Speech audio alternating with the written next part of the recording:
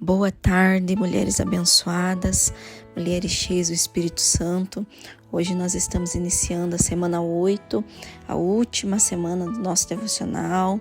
Estamos iniciando, a última semana do nosso livro. Estou com o coração um pouco na mão, confesso. Já estou acostumada a estar sempre, ou todas as manhãs, ou todas as tardes, compartilhando da palavra do Senhor, daquilo que o Senhor tem ministrado nos nossos corações. E sei que é um tempo precioso, é um tempo que Deus está concretizando um ciclo novo nas nossas vidas. Então hoje nós estamos iniciando a semana 8, estamos no dia 50 do nosso devocional. E o tema hoje é Mulheres Curadas Curam. O texto base está lá em Jeremias, no capítulo 17 e no versículo 14, que diz assim: Cura-me, Senhor, e serei curado. Então, aqui ela cita, já no início do devocional, que por muitas vezes, o Senhor a direcionou acerca de ministrar sobre cura, para muitas mulheres. E ela vê, esse direcionamento do Senhor como algo essencial para este tempo, Então ela cita, que ela sente que Deus está indicando, que está levantando nesta época, neste tempo, ministros e ministras do Evangelho que abordem esse tema tão importante, tão relevante no Brasil. Ela vê o nosso país como uma grande figueira plantada, entre videiras, cujas raízes precisam ser restauradas. Por isso que no ver dela, Deus neste tempo está passando as mulheres brasileiras por uma vistoria, a fim de que nós possamos verdadeiramente, ser curadas e restauradas pelo Senhor. Por isso é tão importante, durante todos esses anos que ela tem ministrado, essa mensagem ser recorrente na vida de nós mulheres.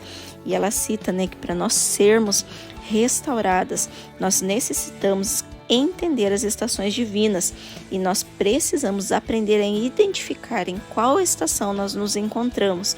E aqui ela cita, algumas das estações. Daí ela cita a primeira estação, que é do choro, a segunda da entrega, a terceira da celebração, a quarta, que é da cura. Então, depois que você identifica, qual estação você está, a segunda regra, o segundo passo, a ser seguido, é a hora de você se adaptar a essa temporada, Então, você já identificou na qual estação você está vivendo. O segundo passo é você se adaptar a essa temporada. E aqui ela cita o exemplo, É a mesma coisa de você estar em pleno verão e ir para a praia e você compreender, que essa estação não é uma estação de você levar na sua mala, levar na sua bagagem roupa de frio, porque não condiz com a estação que você está vivendo. Da mesma maneira, nós devemos aplicar essa temática, esse exemplo nas nossas vidas, seja espiritual, seja familiar, seja sentimental, em todas as áreas, nós não podemos esquecer que se nós estamos na estação do choro, nós temos que nos adaptar a esta estação e muitas vezes chorar mesmo, sabe? Não ter medo de ser humana, não ter medo, de se sentir fraca, porque muitas vezes nós precisamos expor os nossos sentimentos. E se nós estamos muitas vezes numa estação de luto, nós precisamos sim chorar, nós temos que compreender a estação que nós estamos vivendo e se adaptar a ela. A palavra de Deus nos diz que haverão dias maus nas nossas vidas, E nós precisamos estar preparadas para nos adaptarmos, para passarmos por essa estação. Não é algo que vai ser permanente, mas é uma estação, ela é temporária, ela vai passar. Mas enquanto estivermos nessa estação, nós precisamos nos adaptar a ela. Então, aqui ela cita também a estação da entrega, Que é uma estação que Deus sempre está pedindo muitas coisas para nós. E ela dá esse conselho: de tudo que Deus estiver te pedindo, não tenha nada, sabe? Se entregue sem reserva, sem limite, sabe? Se o Senhor te pedir algumas renúncias, renuncie. Se o Senhor te pedir algumas coisas, faça. Entregue tudo que o Senhor estiver pedindo para você. Se você estiver vivendo nesse tempo de entrega. Eu confesso que eu estou vivendo nessa estação em que Deus está me pedindo muitas coisas. Então, nós precisamos nos submeter a isso e entregar, sabe? Sem reserva mesmo, sabe? Sem impor limites. Se você está nessa estação também, na qual eu me identifiquei, entregue o teu coração, entregue, renuncie muitas coisas que ele está pedindo. Se ele está pedindo tempo, entregue o teu tempo para ele. Se ele está pedindo um período de jejum maior, entregue. Se ele está pedindo um tempo de qualidade maior com você, entregue. Se você está vivendo essa estação da entrega, se entregue sem reservas e sem limites a Deus. Então talvez você não está no tempo da entrega, mas você está num tempo de celebração, num tempo de realização de promessa, num tempo de alegria.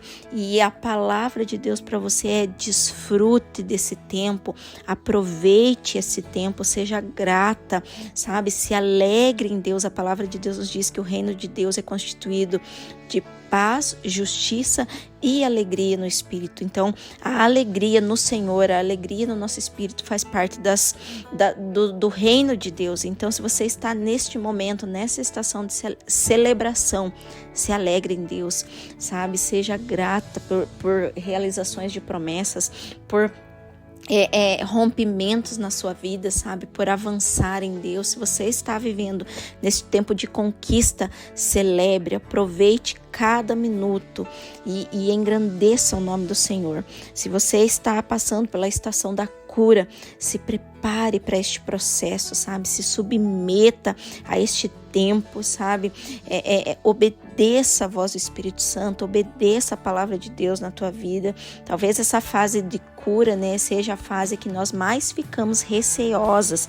Mas uma coisa, você precisa ter certeza que independente do que aconteça, você nunca sairá perdendo se você se submeter à vontade de Deus e se você obedecer. Então, em nome de Jesus, compreenda que ninguém poderá roubar o que você está a ponto de viver em Deus. Somente você, se não se submeter e se você não obedecer à voz de Deus. Então, o primeiro passo, né? A primeira pergunta que Deus faz para você e para mim nesta tarde é: você deseja mesmo ser curada?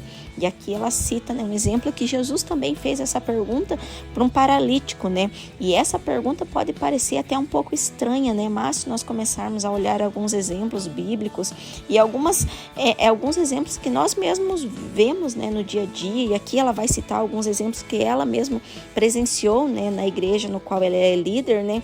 Que parece estranho, mas muitas vezes é necessário a gente esclarecer, porque algumas pessoas, né, não querem a ajuda e nem desejam mudar de vida. Por isso que muitas vezes a gente precisa fazer essa pergunta para nós, né? Será que eu desejo mesmo ser curada? Assim como Jesus também perguntou para esse paralítico, né? Você deseja mesmo ser curada?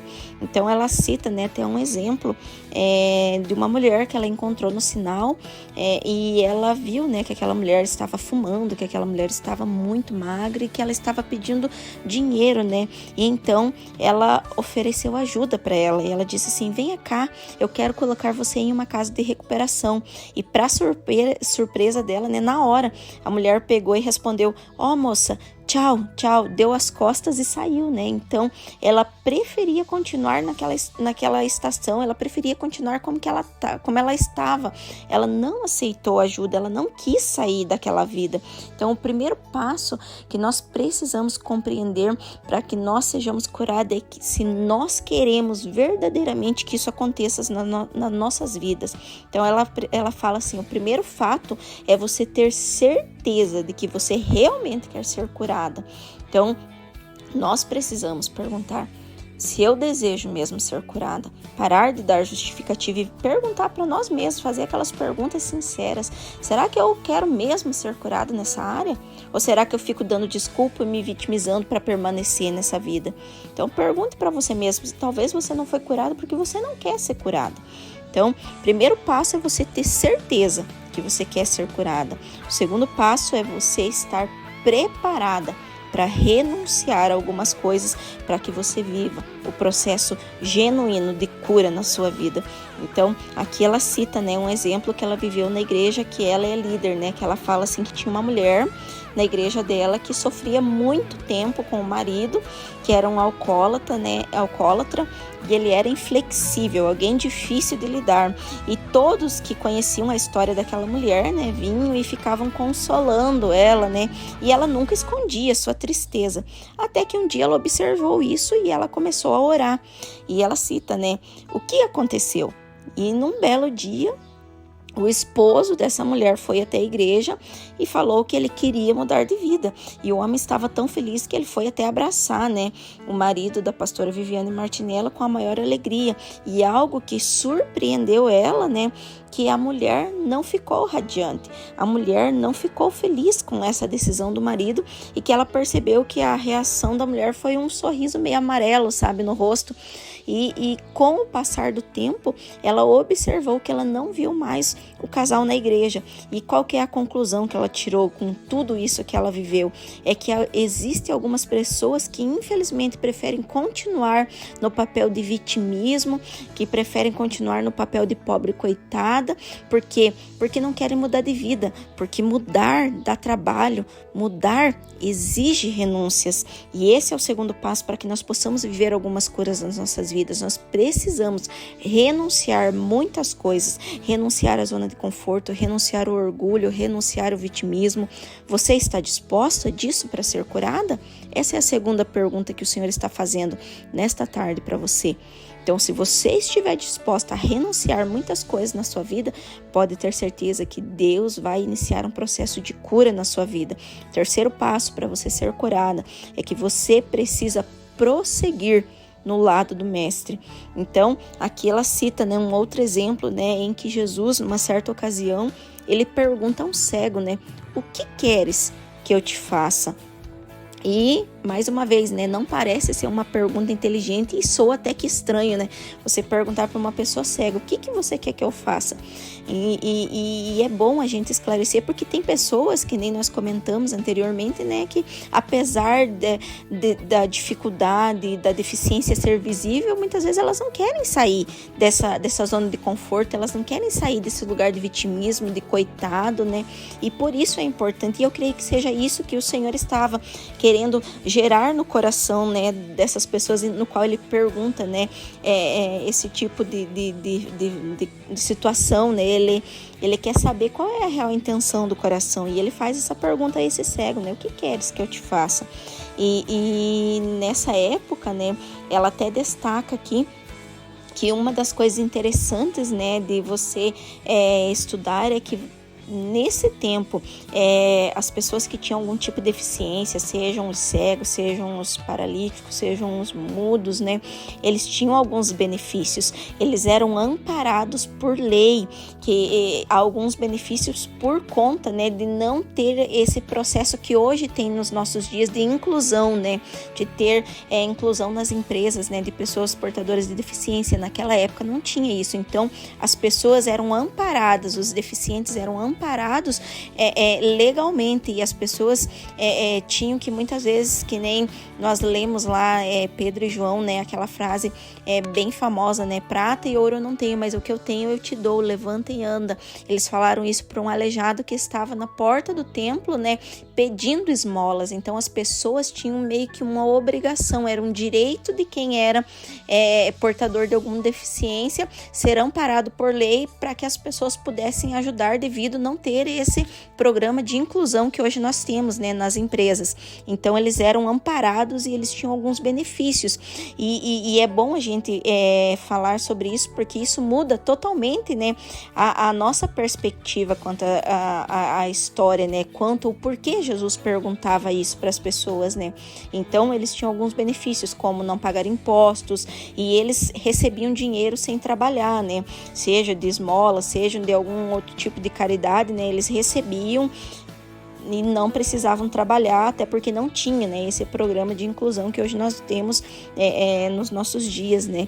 Então, por isso que é importante, né, a gente compreender esse contexto para a gente conseguir entender por que Jesus fazia algumas indagações, né, algumas perguntas antes de realizar alguns milagres.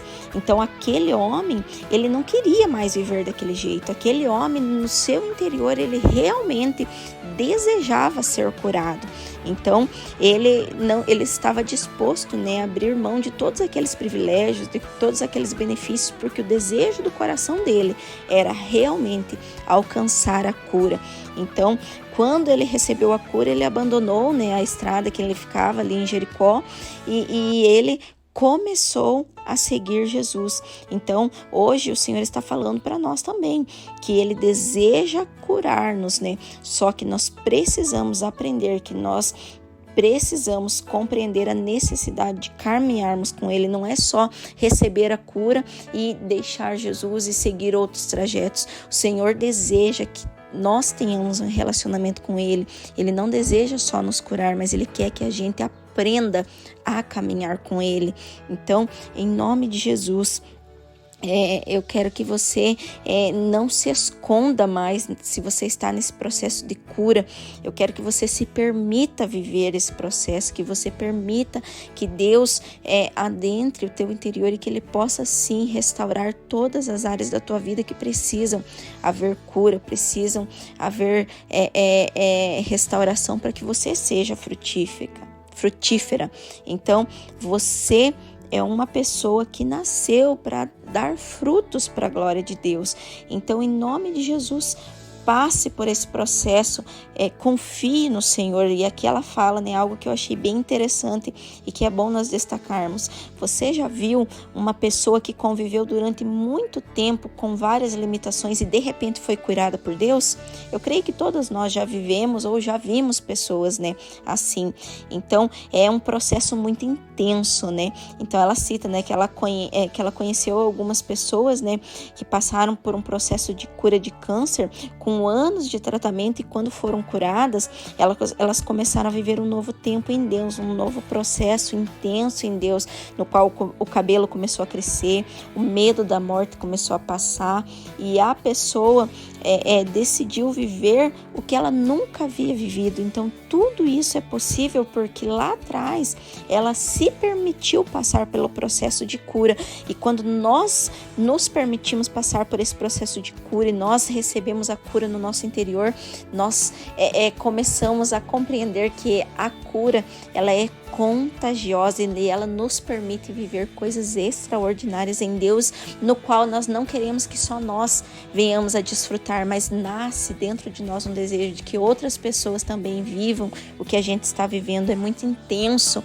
Eu falo isso porque eu passei por um processo de cura muito, muito profundo quando eu liberei perdão. Então, hoje, uma das coisas que eu mais ministro na vida das pessoas é que elas têm que liberar perdão, sim, porque eu quero que outras pessoas também sejam contagiadas com essa alegria de ser restaurada, de restaurar relacionamentos, de viver algo que nós nunca imaginamos viver se nós continuássemos guardando rancor no nosso coração.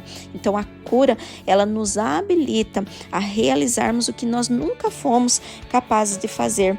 E mais, a cura nos possibilita contagiar as demais pessoas. E é apenas trilhando esse caminho que nós vamos voltar a frutificar, que nós vamos experimentar coisas novas e que assim nós vamos ter autoridade em Deus para ajudar outras pessoas, outras mulheres a serem curadas também. Eu sempre falo que só quem passou por algumas dores pode entender a dor de outra pessoa. Só quem foi curada consegue se alegrar com a cura de outra pessoa, porque você e eu nascemos para ser mulheres curadas que são instrumento de cura para outras mulheres. Compreenda que Deus te escolheu e que Deus te separou para ser uma mulher curada e que estende a mão para curar outras pessoas. Esse é o desejo do coração de Deus para a tua vida. Que Deus te abençoe, que Deus te guarde, que você seja um instrumento poderoso de cura, que o seu testemunho de cura sirva para curar outras mulheres, outras vidas, outras famílias, em nome de Jesus. Eu sempre falo, testemunho gera testemunho, que teu testemunho de cura seja contagioso e que contagie muitas pessoas, que passem pelo teu caminho, que passem pelo teu trajeto, que sejam uma referência para todas as pessoas que Deus colocar na tua vida, no teu caminho, em nome de Jesus.